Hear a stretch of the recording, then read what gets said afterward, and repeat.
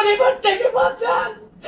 আমার পরিবারটা নিঃস্ব করে দেওয়ার জন্য তারা প্রতিযোগিতায় নেমেছে। আমার পরিবারকে বাঁচান। আমরা যদি মারা যাই তাহলে আমরা ডায়েরিতে নাম লিখে যাবো কয়েকজনের। শুধু এই বাংলাদেশের মানুষ না, পুরো বিশ্বের মানুষ। আমি শুধু বাংলাদেশের সরকারের কাছে না, আমি বাংলাদেশের বাইরের বিশ্বের সরকারদের কাছে দাবি জানাই, আমাকে বর্তমানে টর্চার করা হচ্ছে।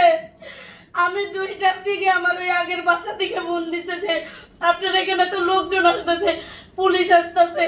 তো আমি পুলিশের প্রতি শ্রদ্ধা আর সম্মান রেখে বলতেছি, বাচ্চাদের চেহারায় কালিকুলি মেখে এবং কি আপনার মাথার চুল ন্যাড়া করেও আপনি ক্যামেরার সামনে এসেছেন, এগুলো কেন? চুল ন্যাড়া করে কি কেউ আসে না বলেন? এগুলো কি আপনি ভাইরাল হওয়ার জন্য? না, আপনি আমার প্রশ্নের উত্তরটা দেন। আপনি একজন নারী, আপনি দিন শেষে আপনি একজন নারী, নারী শোভা কি? কোন নারী কি চুল চেষে কি আসে নাই বলেন? নারী চুল আপনি দিন শেষে আপনি নারী না, নারীদের শোভা কি? আপনি আমার প্রশ্নের উত্তর দেন।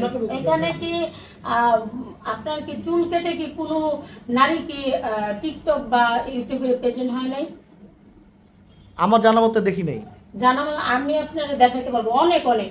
আপনি কি তাদের মধ্যে একজন হতে চাচ্ছেন? আমি যদি ধরেন তাই, তাহলে যে তারা যে কমপ্লেইনটা করেছে, তাহলে আপনার দৃষ্টিকোণে তারা কি ভুল করেছে না রাইট করেছে? এখন এটা যখন জনগণের চোখে খারাপ লেগেছে, অবশ্যই তারা এটা ঠিক বলছে যে আমার ভুল হয়েছে। তো আমার ভুল হয়েছে, আমি সবার কাছে, দেশবাসী সবার কাছে ক্ষমা চাই। আপনি আপনার ভুল বুঝতে পেরেছেন যে আপনি ছেলেমেয়েদেরকে নিয়ে যে ভিডিওগুলো করেছেন, জি, সেই ভিডিওটা আসলেই করা ঠিক হয়নি বা আপনার ভুল হয়েছে, এই বিষয়গুলো কি আপনি বুঝতে পেরেছেন? জি। আচ্ছা, এখন এই বিষয় নিয়ে যারা এই যে আপনার নামে অভিযোগ করছে তাদেরকে আপনি কি বলবেন? প্লাস জনগণ যারা দর্শক আছে বা সোশ্যাল মিডিয়াতে আপনি অ্যাক্টিভ, অনেক মানুষ আপনাকে দেখে, ফলো করে, তাদেরকে কি বলবেন? তাদেরকে ওনারা একবার প্রথমে বলছিল যে আমাকে মামলা করে দিবে। এখন আজকে আমি যাওয়ার পরে, যেহেতু এটা সাধারণই, আমি ভাবছি ক্ষমা টমা চাইলে, লিখিত নিলে, আমি আর না করলে ঠিক হয়ে যাবে। তো ওনারা একদম এইভাবে আমারে জিজ্ঞেস করছে, যা যা আমি সব সুন্দর মতো বলছি। এখন ওনারা ফার্স্টে বলছে মামলা করে দিবে। এখন তারপরে দ্বিতীয়বার বলছে যে আমি ক্ষমা চাইতেছিলাম, একটু বারবার করে একই ক্ষমা চাইতেছিলাম। পরে বলে কি আমি ক্ষমা করলেও জনগণ ক্ষমা করবে না। তো আমি জনগণের কাছে বলতেছি যে আপনারা আমাকে ক্ষমা করে দেন, আমার 2টা বাচ্চা নিয়ে আমি সুখে থাকতে চাই। আর আপনারা যদি আমাকে যদি ক্ষমা না করেন, আমি আমার পুরো পরিবার নিয়ে হত্যা করে মারা যাব।